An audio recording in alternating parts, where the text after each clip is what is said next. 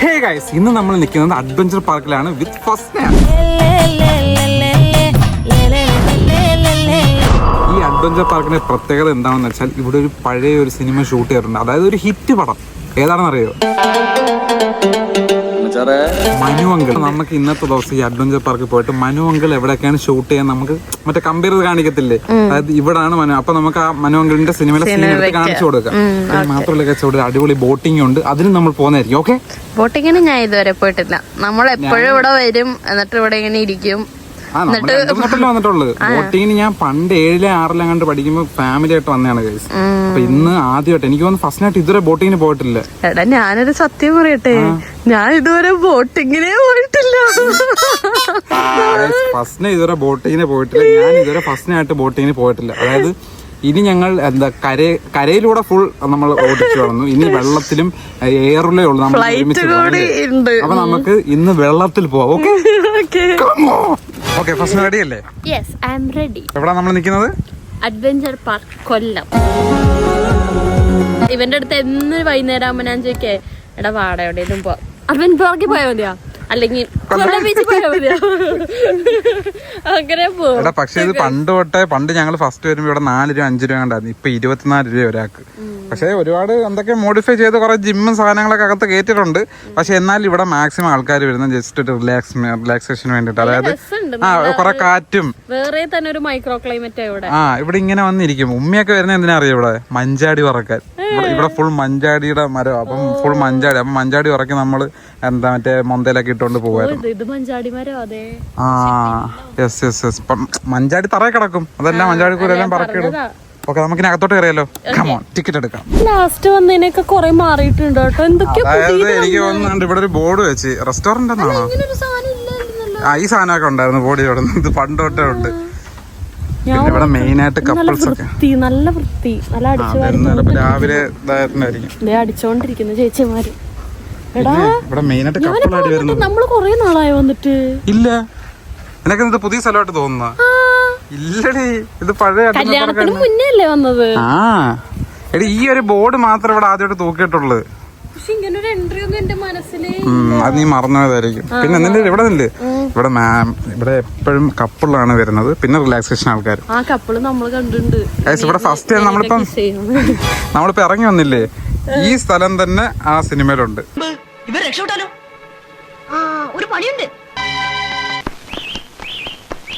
ഇതൊക്കെയായിരുന്നു പണ്ടത്തെ ഞങ്ങളുടെ റൈഡ്.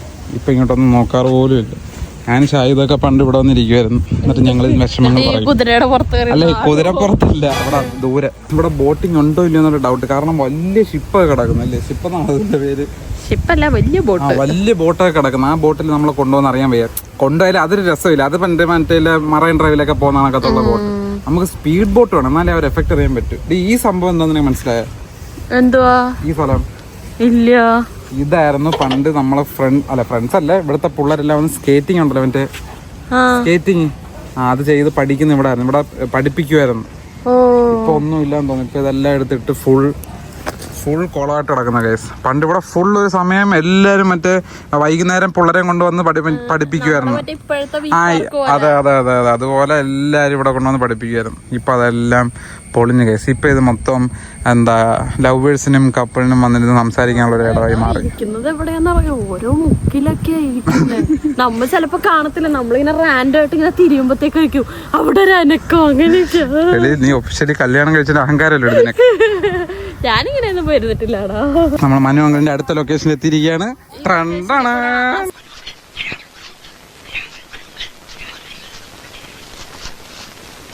ശരിക്കും ഇതിൽ കൂടെ പോയ അപ്പുറത്ത് എത്തത്തില്ലേ? ആ സിനിമയിൽ എത്തും.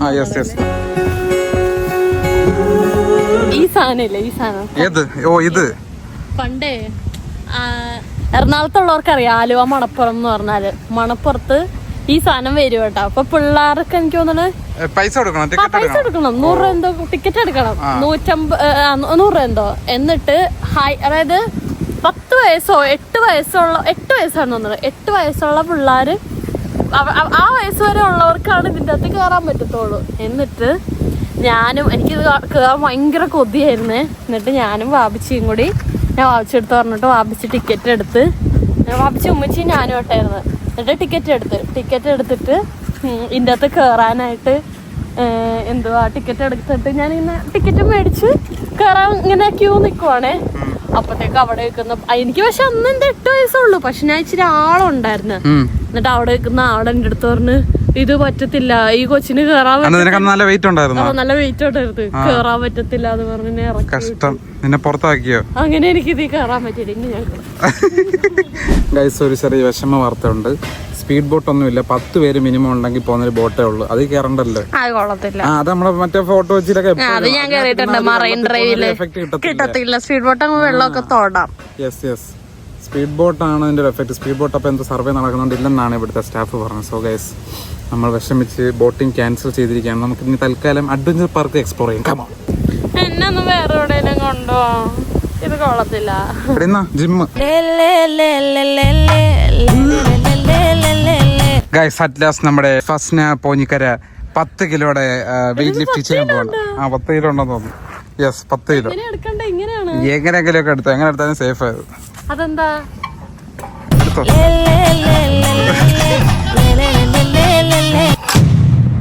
റെഡി അല്ലേ? പൊക്കിക്കോളൂ.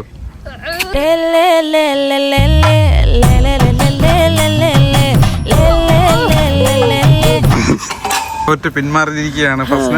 ഇനി ഞാൻ. നിനക്ക് പറ്റും, നീ ആണല്ലേ. ആണും പെണ്ണും ഇക്വാലിറ്റി ഇല്ലേ? ഇവിടുത്തെ മെയിൻ അട്രാക്ഷൻ എന്ന് പറഞ്ഞാൽ ഈ കാറ്റാണ്. മിക്കവാറും നമ്മുടെ സൗണ്ട് പോലും കേൾക്കുന്നില്ലായിരിക്കും വീഡിയോയില്.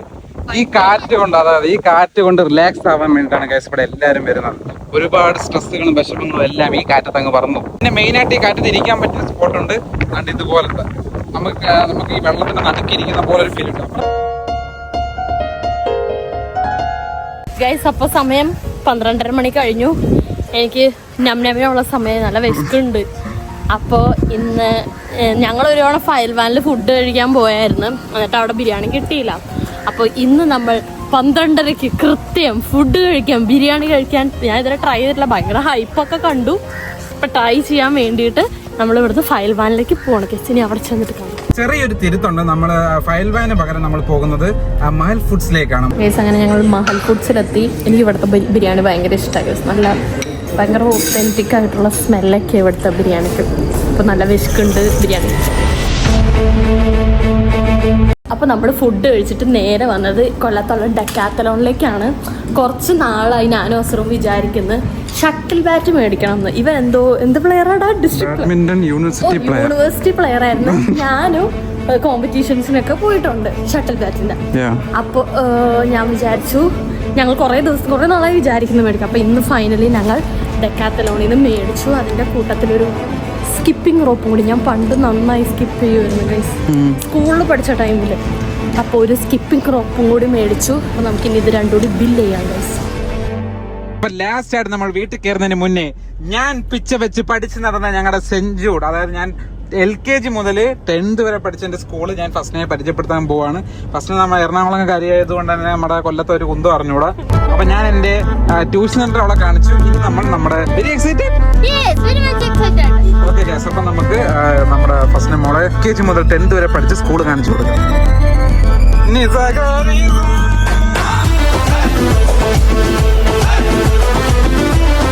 ഗൈസ്, എന്ന് ഉച്ചയ്ക്ക് ഫുഡ് കഴിച്ച് ഉറക്കം തൂങ്ങി ക്ലാസ്സിൽ അടി കൊള്ളാതിരിക്കാൻ വേണ്ടി ഇവിടെ വന്ന് യൂക്കാലിപ്റ്റസിന്റെ ഇല എടുത്തോണ്ട് പോകും. ഇതാകുമ്പോ ഇത് മണപ്പിച്ചോണ്ടിരിക്കാം. ഇത് മണപ്പിച്ചോണ്ടിരുന്നു കഴിഞ്ഞാൽ ഉറക്കം വരത്തില്ല. കണ്ടോ? ഇത് മണപ്പിച്ച് മറ്റേ കഞ്ചാവ് അടിച്ചത് മനസ്സിലായ? എനിക്ക് നെക്സ്റ്റ് പഠിക്കുന്നത് സ്കൂളിൽ കാലം. എനിക്ക് ഇഷ്ടമായി, നല്ല സ്കൂളാണ്.